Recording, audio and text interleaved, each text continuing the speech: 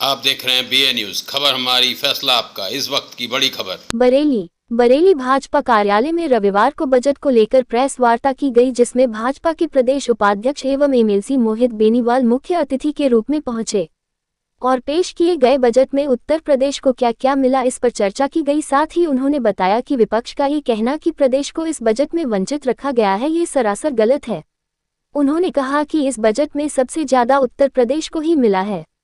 कहा कि इस बजट में उत्तर प्रदेश को विकास हेतु 2.44 लाख करोड़ का आवंटन किया है। इस बजट से राज्य में इंफ्रास्ट्रक्चर, उद्योग और ऊर्जा के क्षेत्रों में महत्वपूर्ण प्रगति होगी।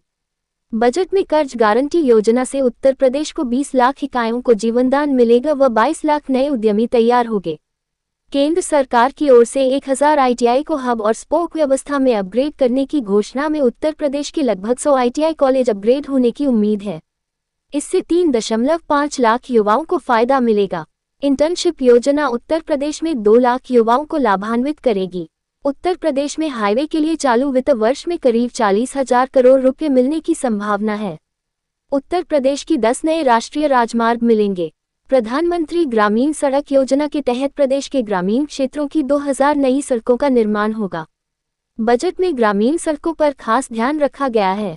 उत्तर प्रदेश में रेलवे के डेवलपमेंट के लिए 19,848 करोड़ रुपए दिए गए हैं।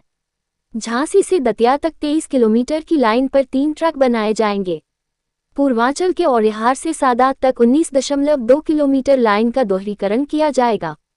22 किलोमीटर रुदौली से सुहावल तक की रेलवे लाइन को डबल किया जाएगा।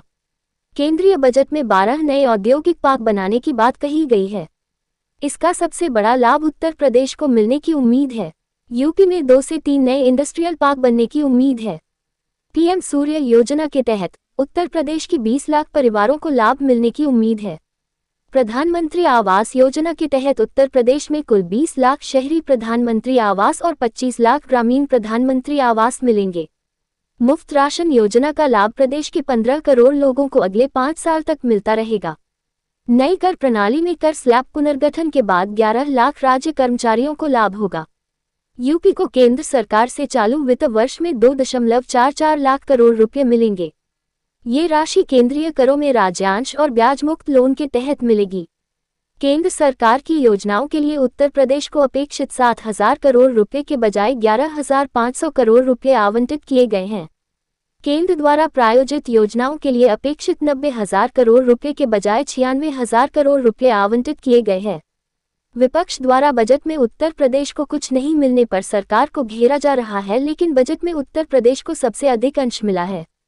केंद्र सरकार ने उत्तर प्रदेश के इंफ्रास्ट्रक्चर और उद्योग को उभारने के लिए 2.44 लाख करोड़ का आवंटन किया है, जो राज्य की प्रगति में मील का पत्थर साबित होगा। केंद्र सरकार से सहायता प्रदेश की आर्थिक स्थिरता को मजबूती प्रदान करेगी एवं प्रदेश 3 ट्रिलियन इकोनॉमी के संकल्प को हासिल करेगा। ये बजट राम राज्य के संकल्प को साकार करने वाला बजट है। उत्तर प्रदेश में रेलवे के डेवलपमेंट के लिए दी गई राशि यूपीए सरकार के 10 वर्ष के कार्यकाल की तुलना में 18 गुना है। बेरोजगारी के मुद्दे पर लोगों में भ्रम फैला रही विपक्षी पार्टियों के लिए वह बजट उन्हें मुद्दा विहीन बनाने। बजट गरीबों, किसानों, महिलाओं और युवाओं के लिए समर्पित है।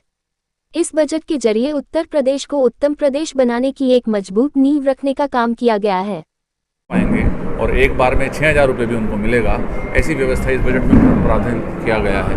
करोड़ों युवाओं को रोजगार के लिए स्टार्टअप्स में एंजल टैक्स को हटाते हुए उद्यमियों के लिए जो मीडियम साइज़ की कंपनीज़ हैं और छोटे उद्यमी भी हैं, उनको बढ़ावा देने के लिए भी अनेकों प्रावधान इस बजट में की गई है।